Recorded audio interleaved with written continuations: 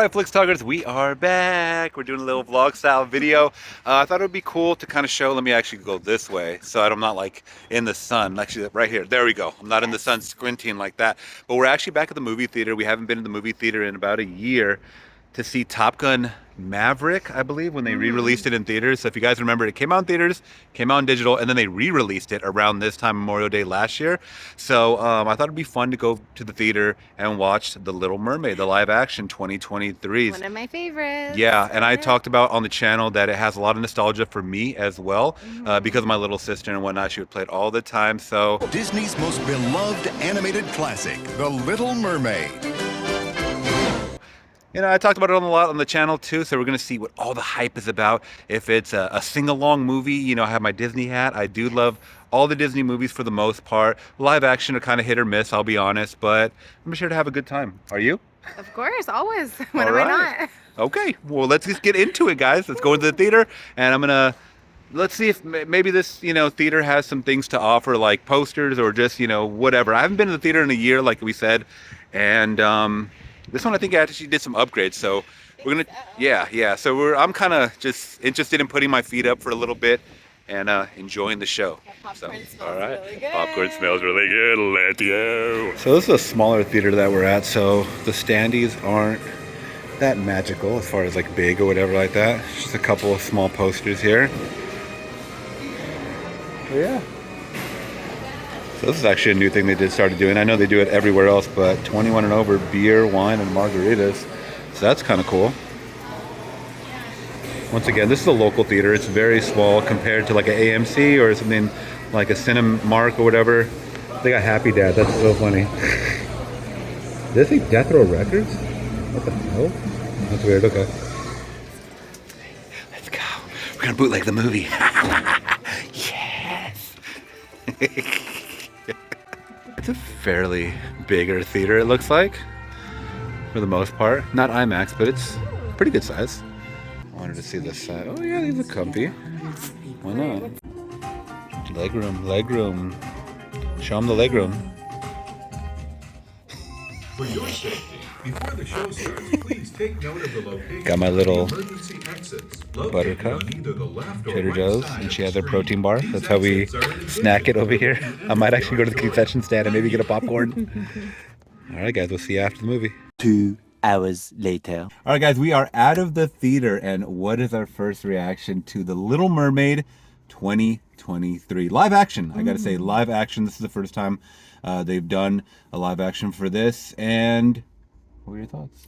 Well, The Little Mermaid, of course, it came out, 1985? So that was my movie growing up. All people my age loved that movie. So I had like the chills like the whole time because all the music just, I don't know, it just brought me back to my childhood. And I just loved it. You loved it? Yeah. Okay, yeah, that's good. it was great. I loved it too. I actually did love it too. And I wanted to, the whole time I was thinking, like while I was watching it, afterwards, am I going to separate this from the original? And I think I have to. You have to really, before you go into it, especially since there's been so much controversy and negative things just said online, like hateful things, like so much hateful it's so things. awful to hear what people are saying about it. So let me tell you, like, just from the beginning, like walking in the theater, once we sat down, there was children just pouring in from all different diverse backgrounds, and I absolutely love seeing that. You know, there was, as soon as they showed Ariel on screen, the little girl next to me pointed like, mom, so and cute. that's what this is about. Like, it's not about us in our 30s, Right. like watching this. Like, the fan service is fantastic and it's great. Obviously, you guys know I watch these movies that either get turned into, you know, live action adaptations or whatever. I would consider this obviously a reimagining because there is source material behind it, but I'm going into this thinking it's its own separate thing. Right. And it's really about the story and the plot and how it makes you feel. Yeah. And if you have a good story, if you have great music behind it and great visuals, I feel like anybody can play the characters as long as they can act and sing, you know? It doesn't matter the color of their skin. It doesn't matter what they look like. It doesn't matter if she was redheaded or not. Like, I think Halle Bailey did an amazing job. Yeah, she did a fantastic job. I mean, that jumps just to my next kind of pro about the movie is a lot of people that, I mean, yes, of course, I knew Javier Bardem, who played King Triton, and then we also had Melissa McCarthy as Ursula. Oh my gosh. But she other was than that, incredible. well, yeah, I know. I'm just saying, but cast that I knew I knew they were going to do fantastic. But Halle Bailey or Haley Bailey, I always pronounce the first name incorrectly. She blew me away because I didn't know her at all. I don't know. Does she come from a show or something? No, she's a singer. But strictly a singer? No TV show I stuff? have no idea. Okay. I don't know. So you guys leave it in the comments below. Yeah. Because I have no idea. Absolutely. So I was just judging kind of off the voice.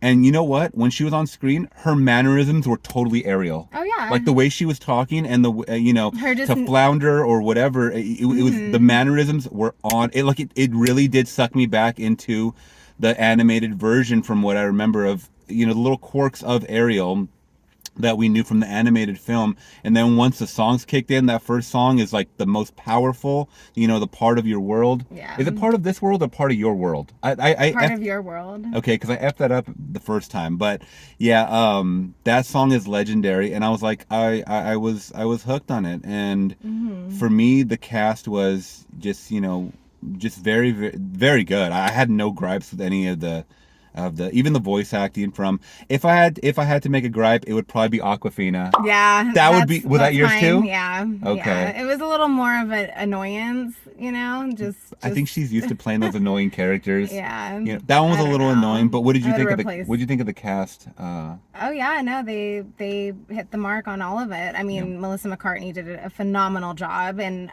I wouldn't be surprised if she gets nominated for something because You think so for this? I think so, yeah. I mean, it's so out of her norm too. She's more of like the goofy, comedic, but then for her to tap into the more drama and just the powerful villain character was incredible to see, and I want to see more roles of her in that drama scope of it. The only reason I say that is because she can be all powerful, and she was absolutely, she was Queen Slay, like of everything she was in this movie, boss level. But I don't think the Academy really acknowledges these types of movies. I think they do. When it comes to live action. I mean, when maybe the score or the songs along the way, but for acting, I don't think they do. I mean, I think what I mean is for her song, "The Poor Unfortunate Souls." I think her performance and that it could be nominated for an award. I believe so. I mean, I just wish they would break the norms of putting these in not like the best acting categories. I mean, they could. Why not? It's still it's still an live action acting role, so I think they should totally acknowledge like these types of movies, like live action or horror. You guys know I love the horror, but they never get nominated for anything. But that aside, I absolutely love the cast for the most part. We got an introduction. If you guys didn't know, I don't think it's too much of a spoiler that there are more mermaids in the sea, which I don't remember. I really didn't remember the original, to be honest, other than some of the songs along the way. So I don't know if they tapped into that, but you will see a lot more mermaids along the way in this, and a whole community. I will be honest, once again, without spoilers, the ending of this had an emotional beat that really got me. There was an emotional ending that got me, that I don't know if it was part of the animated. I don't think so. I can't remember. But it had to do with King Triton, and it kind of got me. Like it goes back to what you said about the message, the story the whole of it. message of it. And I like that. And because it's not just yes, it's for children, but also for the adults that are there too. Parents, if you're a parent, you can relate to the story, and that's exactly what it is. You have to, I don't know how much I can say. I mean, you guys know Little Mermaid, but maybe some of you don't. Yeah, we'll keep it spoiler free. It really does tug at your heartstrings, I think so, yeah. And I don't think you even have to know, really. Honestly, the best way to go into this is not knowing the original, because you probably are going to compare and contrast. But it is sweet because you have that nostalgia of all the songs and stuff like that. Even if you are comparing and contrasting the original from this, I think they hit, again, every mark. They did the songs with, they accompanied a few new songs, but most of the originals that I grew up with, they did all of those. I was trying to remember which ones. Was the same. Yeah, I was trying to remember which songs were new and which ones weren't, other than the Scuttle rap or whatever that rap. Oh yeah, there is like a rap in there. I'll just say that. That was kind of catchy, but then also annoying at the same time. But you know, we had fun with it. Overall, it was a great time. I'm really glad that I went. And Yeah, I'm so glad I went to and support and see it. Yeah, absolutely. And once again, these movies are important. You know, whether you want to believe or not. I mean, you just go in there and you see children's faces light up. Oh yeah. And I'm sure a lot of the parents that grew up on this stuff, their faces were lighting up too. People were clapping. I think at the end of this movie. Yeah, I think the lady next to me was like wiping tears away too. And I don't get me wrong, my throat was like closing a few times. You know, I was feeling the emotions and everything. And Eric, Prince Eric, I don't know. I've never seen him before. Never seen him either, yeah. But all I could notice was that dimple, and it reminded me of your dimple. So you're my Prince Eric, and I did notice his dimple too. I know. And I was like, ooh, I got my man. My man has a dimple. Call me Prince. Call me King. Prince. King Triton. No, but it was overall a fun movie. Yeah. I mean, you know, it was long, but it didn't seem slow at parts. That's the one thing. I mean, I always, you know, for me, over 2-hour movies are a little bit to get through. This one was, I believe, 2 hours and 10 minutes, 2 hours roughly, 12 minutes, something like that. It kept my attention. It kept my attention as well. I had no gripes. I had a fun time with it.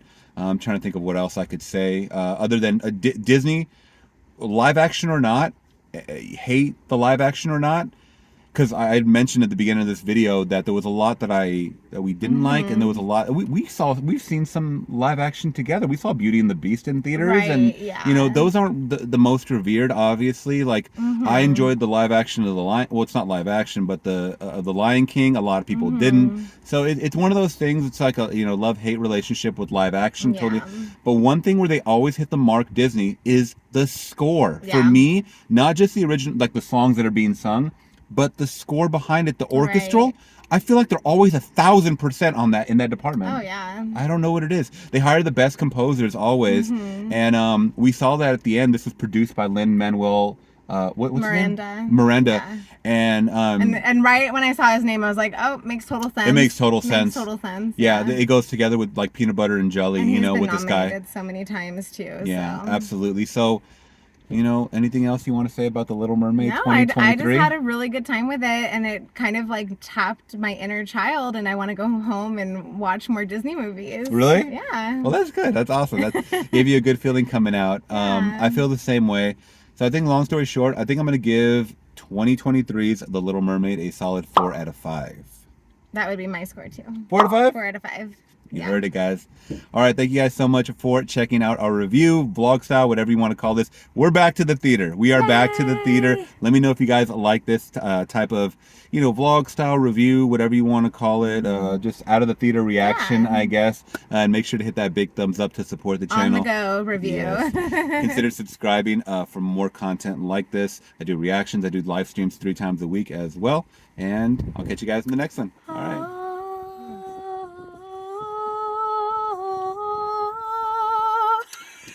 Peace. There we go. Was that going to turn into a piece somewhere? Or what? Bye, guys. My Lord.